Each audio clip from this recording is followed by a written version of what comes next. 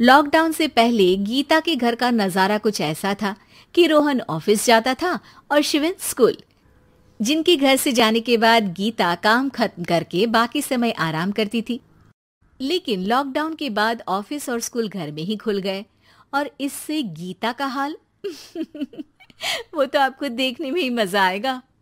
शिविन, ओ शिविन, महाराज उठने के लिए क्या 21 तोपों की सलामी लेंगे?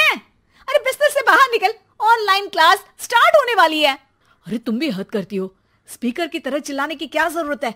दिख नहीं रहा मेरी कॉन्फ्रेंस चल रही है। अब कैमरा और स्पीकर ऑन कर रहा हूं, मुझे कोई शोर नहीं चाहिए।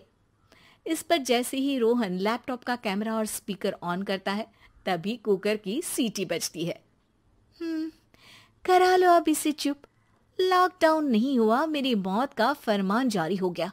दोनों बाप बेटे ने नाक में दम किया हुआ है। ऐसा बोलकर गीता वहां से शिविन के कमरे में पहुंच जाती है, जहां शिविन अभी भी सो रहा होता है।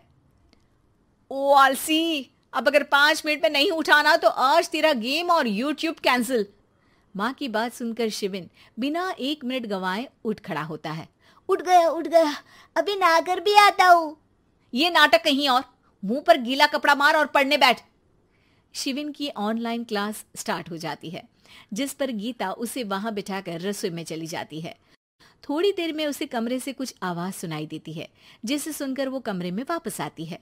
हाय राम, तुझे क्लास अटेंड करने के लिए बोला था, कैमरा ऑफ करके बिस्तर पर नाचने के लिए नहीं बोला था। मम्मी मुझे कुछ समझ नहीं आ रहा, आप बाद में पढ़ा देना ना, वैसे भी अटेंडेंस तो लगी गई है। हाँ बेटा, जरूर बन जा, तू अभी से हम सबका बाप बन जा। अरे नहीं मतलब कहाँ से लाते हो इतना दिमाग, और पढ़ाई करते हुए ये चला कहाँ जाता है? नाइस क्वेश्चन, दिमाग से पूछकर बता दूंगा।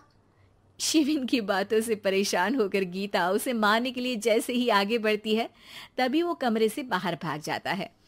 अब शिविन आगे और गीता हाथ में चप्पल पकड़े उसके पीछे पीछे पूरे घर में दोनों घूम रहे होते हैं। इसी बीच वो रोहन के पास पहुंच जाता है और शिविन को मारने वाली चप्पल रोहन के लैपटॉप पर जाकर गिरती है। ओए माँ! मम्मी, अब पापा को चप्पल मार रही हो? वो आज तक के रिपोर्टर, चुपचाप जाकर क्लास अटेंड कर ले, नहीं तो अगली तेरे पीछे लगेगी।